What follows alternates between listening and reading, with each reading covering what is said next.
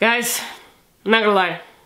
I'm really tempted to yell out Favaro, but this time I'm gonna hold back. I'm gonna wait until we have an episode where Kaiser does it. When he does it, I will do it again. Sup everyone, I'm your female otaku, and I'm here to review episode 9 of Reja Bahamut Virgin Soul. And with this episode, we get a full half episode of Favaro flashback. Oh man, it was great to see the man back in the old days, still being a dumbass. I freaking love Favaro. Honestly, if I were to ever make a top 10 like main characters in anime, which will most likely never happen by the way, but Favaro would probably be on that list.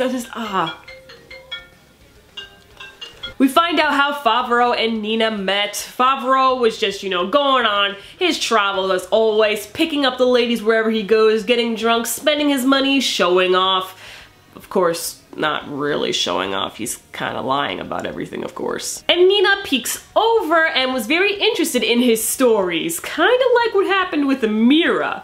But Nina ends up waking up Favaro in the middle of the night, asking to be his apprentice, because she wants a job and bounty hunting sounds good for her, so why the hell not? Favaro says, no can do, kiddo, which by the way, he actually met Nina when she was a kid, so I wonder how he'll react to her now when he sees how grown she looks. I mean, yes, it's her birthday, she's 17, but come on, man, like, Favaro, I know she will develop, but dude, you're probably around like early 30s, late 20s, like, she's still young. The reunion will be hilarious, no doubt. Favaro ends up agreeing after seeing how strong she is and trains her for a little bit, then ends up running the fuck away because he's freaked out when he sees that Nina turns into a dragon when she sees hot dudes. And he's just like, wait a minute, how come you suddenly turn into a dragon now? And then she's like, maybe it's because you didn't have your afro. And he's like, huh? You don't like it? Like Favaro, why do you love your hair so much, man? He doesn't stay for very long, shortly leaves after giving her a few pointers, and then gives her one last word of advice. The wind blows to tomorrow. What does that mean? We know not. Well, in the very beginning of the episode, we see that Nina's actually adapting to her circumstances pretty well. She's smiling, doing all her work efficiently. The only thing she doesn't like is that she can't get seconds on food. Like, seriously, Nina? Oh man, I guess this is a good environment for her since she's able to be put to work and she's surrounded by girls. Huh.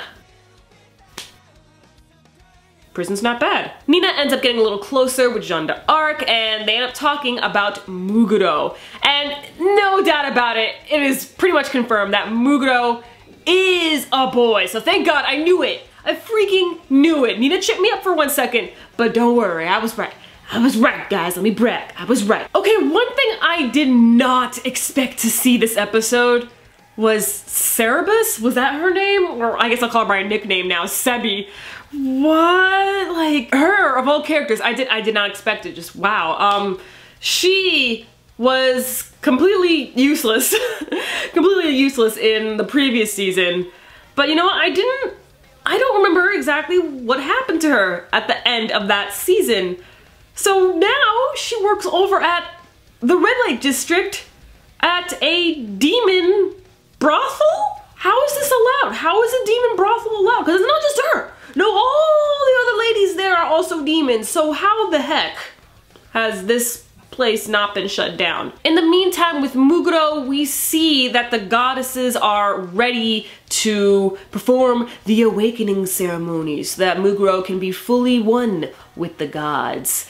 Though Sophia thinks it's too soon, she has to, agree to the High Priestess, so she goes over to Muguro, apologizes for what she's done, but, Sophia, she seems to be a lot more kinder than I thought. I don't know, unless this is an act, but, it seems like she does care for Muguro and actually does want to save and protect his mother. I hope we get to see more screen time with Sophia because I'm still trying to get an idea as to how she feels about this entire situation. At first, I thought it just seemed like a job to her to find Muguro, but now it seems like something more, like more of really protection and that she does care for him and his mother. At the end of the episode, we see Nina and Jeanne d'Arc have decided to team up to escape, and after the ending theme, we see that Rita is on her way. Thank you, best girl. Oh, Rita, she is the bomb. I love it. She was able to make her way over there. She's like, do I gotta do everything around here? Like, Rita, you my girl. She's the best, man. Let me know your thoughts on this episode and catch me later as I review Sword or Atoria. I'm your female otaku. Sayonara.